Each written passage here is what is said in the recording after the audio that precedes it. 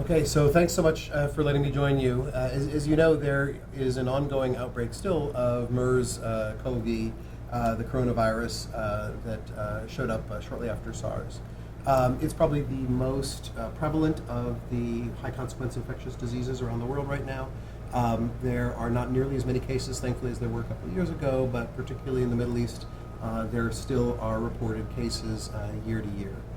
Most of the cases that we're seeing are related to exposure to animals, camels in particular, though some are certainly hospital-based. And so because it's definitely possible someone could be exposed overseas, not have symptoms, arrive here and start to have symptoms, I think it's really important that we test how well we could pick up somebody with risk factors and appropriate symptoms, get them isolated and figure out whether we're going to work up whether it's an infection or not. So really excited to work on planning this exercise with you. Excellent, excellent. So let's just go ahead and see if we have the proper plans in place. We do have something, but we want to see what else, what other gaps we have and what other protocols need to be developed. So from a frontline point of view, what do you all think we should test? Well, we have 3 service lines, so I think we should test all 3 service lines, which is an acute care facility, a post-acute care facility, and an ambulatory care facility. I think they all should be able to handle all this type of patient. We just want to make sure that they have the education and the background to recognize when these patients come in different types of scenarios, and that they know what the initial evaluation needs to be, the ability to identify those patients, to get them masked and into an isolation area, and then what to do after they get to that situation. Do you know if we currently have any trainings in place on how to identify and isolate MERS-CoV presentations? We do have some trainings, but we don't know how widespread that is and how regular people are training on. So I think this will be a good opportunity to see, how often they are training and what their training needs are, and how we can provide some additional resources to the facilities. So perhaps we can do a tabletop exercise and look at the 3 I's that CDC has put together. How would they identify these patients? How would they isolate these patients? What notifications will go out? So I think those will probably be the cornerstones of how we would develop this tabletop and go into our objectives. So I think before we get into the nitty-gritty objectives, let's just go ahead and talk a little bit about the scope.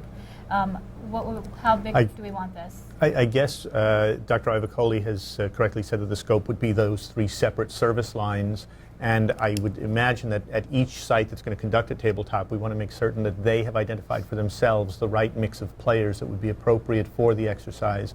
So it would have to be a combination of clinical and operational / logistical folks, the people that would be able to speak through the identification of the patient, the isolation of the patient, and then the support that would go into that from a command center as the informed step is being carried out. And should this be 1 day, 2 days, half a day? How long do you think we should? I'm imagining for each site we would probably try to construct an exercise, design an exercise that might last an hour or perhaps 2 hours at the very most, given that this is discussion-based. But depending on exactly what we tease out that we want to exercise, we could use time jumps and an accelerated clock to allow even more time to be simulated than that 1 or 2 hour actual time limit that we set for ourselves. So we know the threat or hazard is MERS-CoV, infectious disease, and we know that we want to include all 3 service lines. Let's look at our objectives. What do we actually want to test in all 3 of these service lines? So what would be the best way of framing how would they identify these types of patients as an objective following the SMART principle that we have? Do you have any recommendations, Paul? I think, as was just said, the most important thing I think is to focus on the frontline providers or clinicians who are most likely to come in contact with the patient. So I think if we assess whether initial triage staff are able to identify appropriate signs, symptoms, and other travel risk factors for a patient with MERS-CoV, that's probably pretty measurable in this exercise. That's excellent. And just keeping with that smart mnemonic, maybe we also want to set a time frame for that within X number of minutes, and you clinical guys would be the ones to set that, but within X number of minutes, that would have been accomplished. Are we able to put a timestamp in a discussion-based exercise and an objective like that? Well, the participants can definitely state what is written in their plans and policies or what they're currently training for. So if it's 5 minutes to identify and isolate, then it should come across during the discussion Within period. 5 minutes. I Yeah. think part of the evaluation is to make sure they have the proper equipment up front, and that they so that even if they know what to do, they can actually go ahead and do it.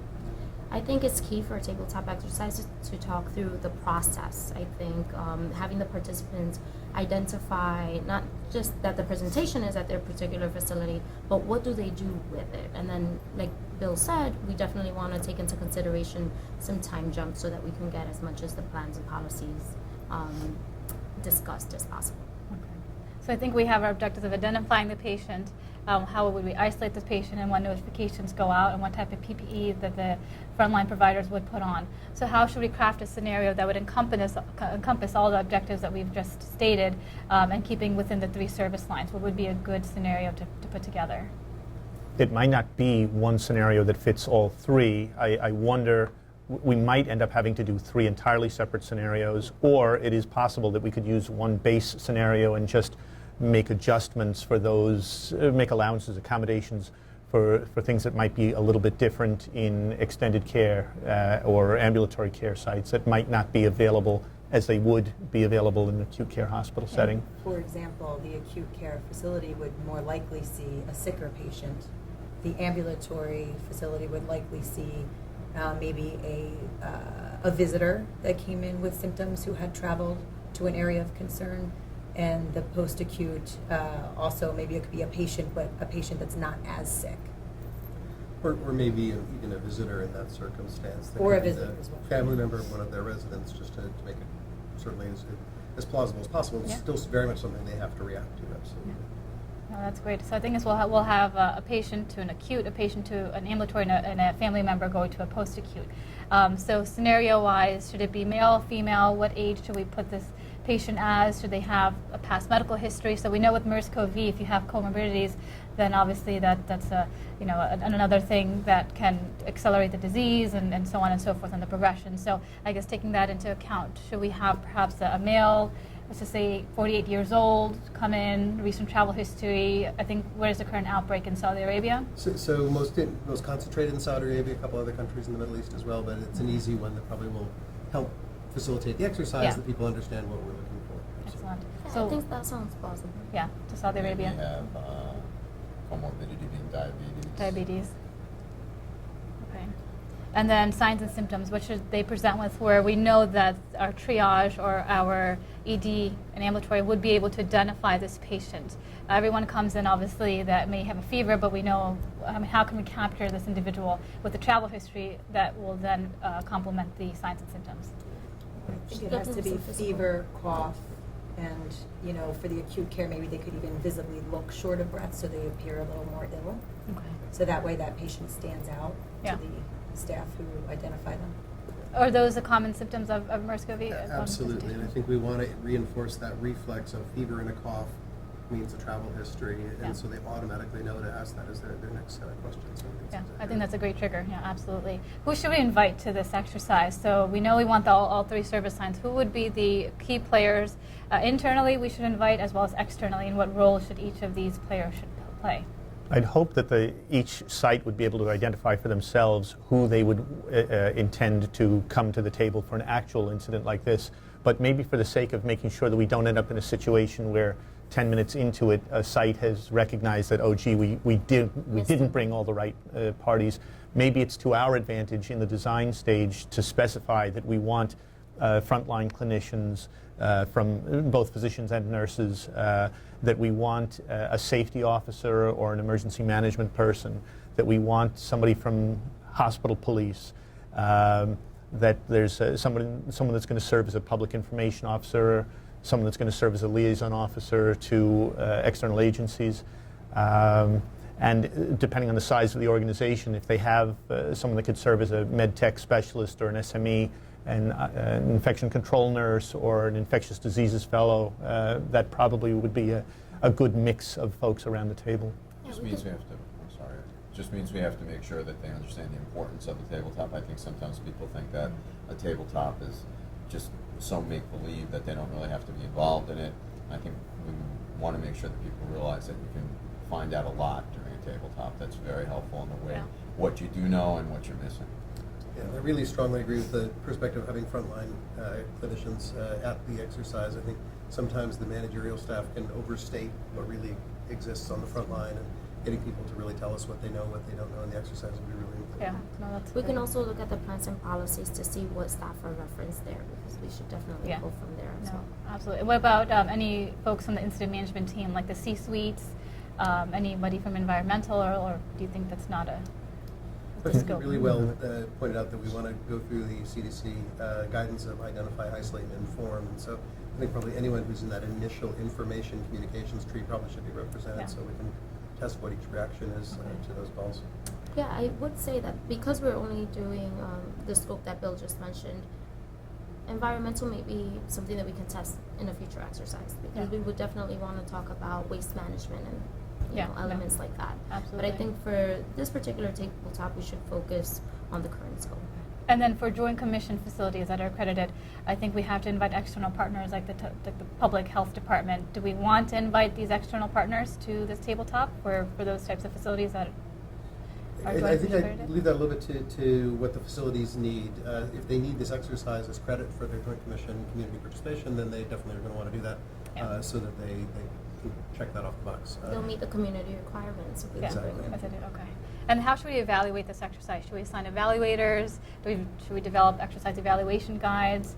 What do you think is the best approach? Yes, we should definitely develop exercise packets to include the situation manual, measles, so that we know to capture the module and the timestamps, so that we as exercise directors or controllers can make sure that we are keeping to our time frame for the exercise. We would also need the exercise evaluation guide according to the objectives that we develop and what the evaluator is actually going to be looking for in order to help that, whether or not we met the objective. We would also need participant feedback forms at the end to capture everyone's feedback, which I think is key. Okay. And can you just remind everybody again what a measles is? A master scenario events list. Apologies, there's a chronological order of events Yeah. that we develop for It's the script exercises. of the play that we'll be going through, absolutely. I think it's you. important, though, to realize that not everybody knows what oftentimes the people around the table that are organizing it know, so that a lot of the terminology, which I've been learning in the last few years, was not terminology that I might have recognized in the past, so I think that's really important. Sure, because you don't want to turn people off even before the exercise has started. You don't want to create a sense or an environment in which people are not comfortable hearing terms or sets of initials that are foreign to them. Or feel that it's just an isolated group of people that need to know the information, and so I think sometimes that's what happens. I think, unfortunately, now people realize how important it is for everybody to be prepared, but I don't think everybody's always felt that way. And I think, to Cyrus' question about the evaluation, I think it's so much an important part of this that we capture all those things we have to improve, but to your comments, it's so important to make sure the participants don't feel graded, that they don't feel like they're under the gun or under the spotlight, and they feel very comfortable that they can voice what they know and what they don't know, and it's not their problem, it's something for us to fix with our training, education planning. Use it as a learning experience. Absolutely. I think that we are good to go with putting another meeting together, and we can finalize the details we've just discussed, and then we'll go ahead and decide on an exercise date, and then go ahead and continue and Is do the the tabletop. expectation that the sites that are going to participate in the tabletop, should they have information in advance of the tabletop itself, or should they have been prepared, or is this supposed to be a surprise for them, or are there different ways of approaching this? What would your recommendations be? So oftentimes, people will provide a situation manual, a SITMAN, since we abbreviate everything in emergency preparedness, that gives them the basic rules of the road, gives them something to expect, and I think helps to also decrease some of the anxiety for people who are new to the process. The rest of it, obviously, with the scenario, that will hopefully be a surprise, so that we are testing what they really know. That one they hopefully won't study up for ahead of time.